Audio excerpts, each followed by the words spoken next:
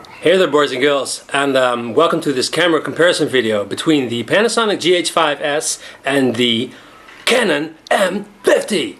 Yes! So in today's video I'm going to compare these two cameras because, well, why not? Because it's fun. And actually, I would like you, the viewer, to decide which one you like best or which one you think is the M50 or the Panasonic GH5s. So I'm shooting this bit on my old Sony Nex5 camera, and I'm doing that because I don't want to influence you with this sort of intro bit.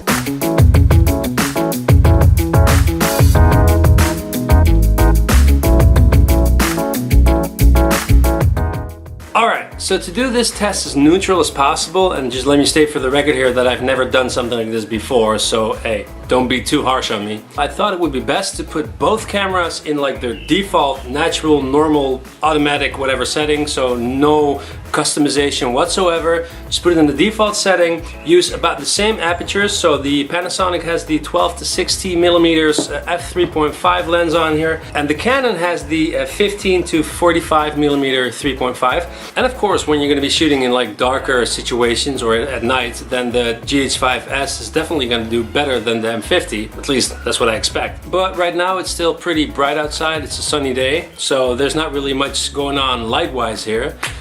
So basically it is just between the two cameras and your eyes, and you're gonna tell me which one you like better. So yeah, anyways, let's just skip to the comparison part.